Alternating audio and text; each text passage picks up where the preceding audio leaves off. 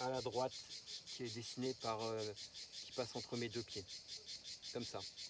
L'idéal même c'est encore un peu plus, c'est pas perpendiculaire parce que ça devient un sport, mais et ça, et j'ai tendance à faire ça, à tirer comme ça, et ça c'est pas le bon geste.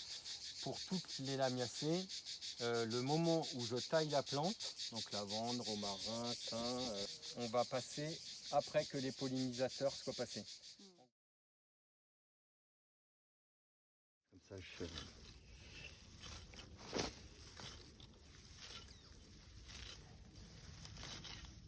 C'est magnifique comme la taille, c'est presque C'est doux, hein? de l'art. Ouais. Hein? C'est une caresse. Oui. Ouais.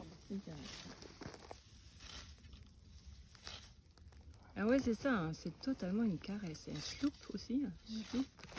J'entends le bruit. Ouais. Ouais.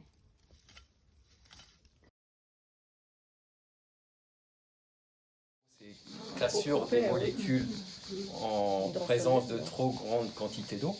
Et donc ça, on ne veut pas, parce que on va dire le rêve du distillateur, c'est garder l'intégrité moléculaire des essences.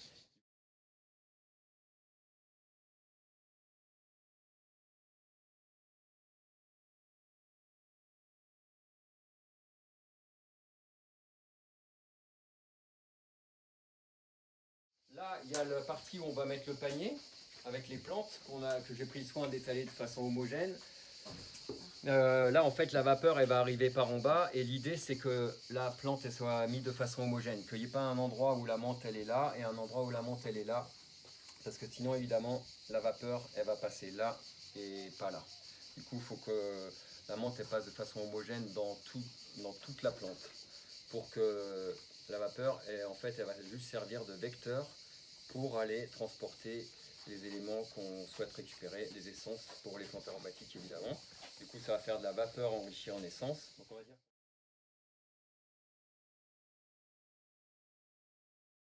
Possible, quoi. Donc là, on a la vapeur qui est injectée directement sur la masse végétale, alors qu'avant, tout était dans la même cuve et ça baignait joyeusement. Ça s'appelle l'hydrodistillation. Oui, c'est ça. Donc, voilà, on hydrolyse. Quand on hydrolyse les molécules naturelles, forcément, elles se décomposent en d'autres molécules qui ne sont pas forcément thérapeutiques. On oxyde quelque part le mélange, donc c'est pas bon du tout. Donc ça, c'est vraiment un procédé excellent. Ouais, ça.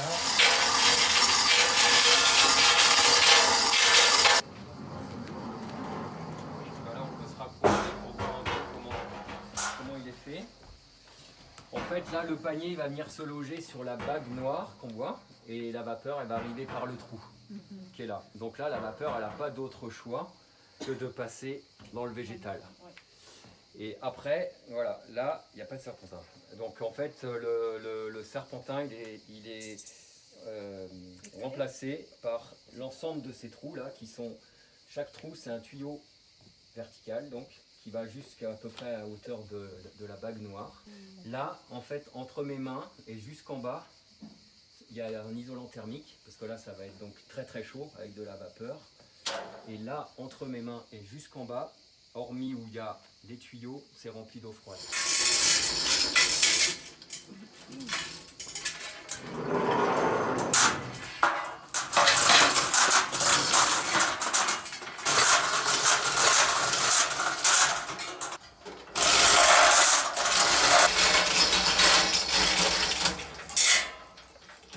C'est tranquillou parce que par rapport à... Si, j'ai fait, non, ouais.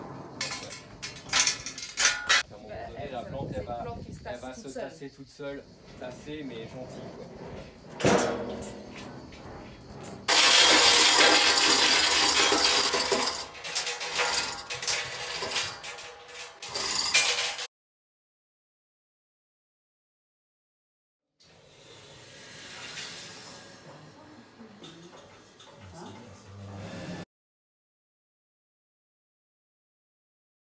J'ai lancé la chaudière, il devait être 11 h. Elle met 15-20 minutes max à monter à 5 bars. Donc c'est prêt. Là, je savais que ma chaudière était prête pour que quand on arrivait là, j'avais plus qu'à ouvrir la vanne. La vapeur, là, ça y est, elle passe là en fait. Là. Tac. Et elle va passer dans le tuyau central.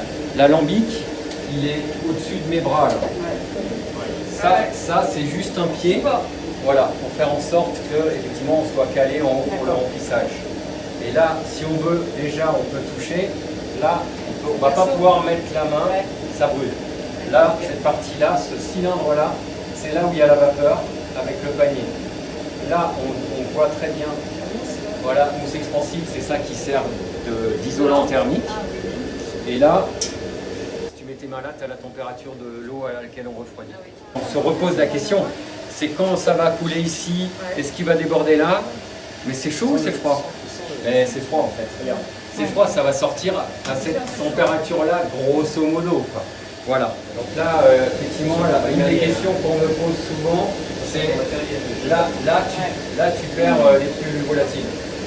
Donc le top du top du top du top, ce serait d'avoir une cloche en verre qui trempe là et qui récupère encore les pouillèmes de traces d'éléments les plus volatiles. Donc ça, on n'a pas. Bon là, logiquement, on n'aura pas grand chose. Je sais pas, on verra. 80 ml, 100 ml peut-être, j'espère, on verra. Voilà, et du coup, après, ça veut dire que là, je vais récupérer uniquement de l'eau florale. Donc là, en gros, lui, globalement, le débit, on est entre 50 et 60 litres heure. Donc là, il fait 43 litres. Donc grosso modo, en 3 quarts d'heure, dans 3 quarts d'heure, lui, il sera rempli. À peu près, parce qu'au début, ça ne coule pas à 50-60 litres heure. Mais ce temps-là, il est nécessaire à une bonne séparation des deux phases. La séparation, elle est nécessaire d'aller jusque-là au vu de la dimension de la lambique. Et la toute première fois, j'ai un peu d'essence qui va monter là. Et c'est ce que je disais là, je récupère avec un verre. Et après, c'est que de l'hydrolat qui va sortir là. Je fais comme si on était dans 45 minutes. Donc là, le débit qui est là, ça sera le même là. Du coup, on va dire là, il y a un peu d'essence. On devine l'eau florale en dessous, ça déborde là, parce que c'est le même débit qu'ici. Là, j'obture. Et tu fais monter le niveau. Du coup, le niveau il monte. Et ça va déborder ici. Et je viens récupérer là. Sur nage. Donc là, je récupère. Je relâche, ça déborde ici, eau florale. Et puis là, je peux très bien avoir pris, pareil, de l'essence et de l'hydrolat. Donc là, admettons, c'est de l'hydrolat. Et puis là, c'est de l'essence. Tac, tac. Là, j'ai un bocal, une espèce de bécher gradué, plutôt, avec entonnoir, un autre filtre. Ça fait des micro-gouttelettes. Ah oui, on voit la ligne qui surflète. Là, non, t'as plein de micro-gouttelettes en fait.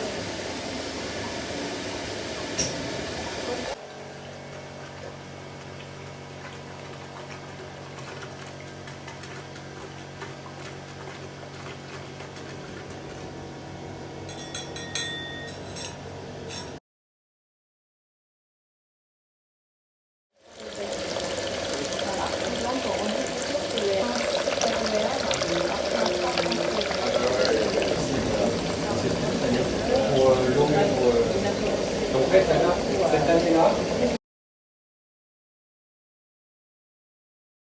on va d'abord récupérer ça.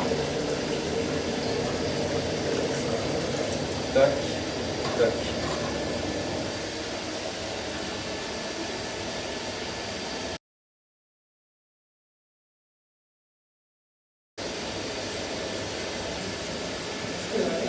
Si ça y est. Regarde, ouais, là.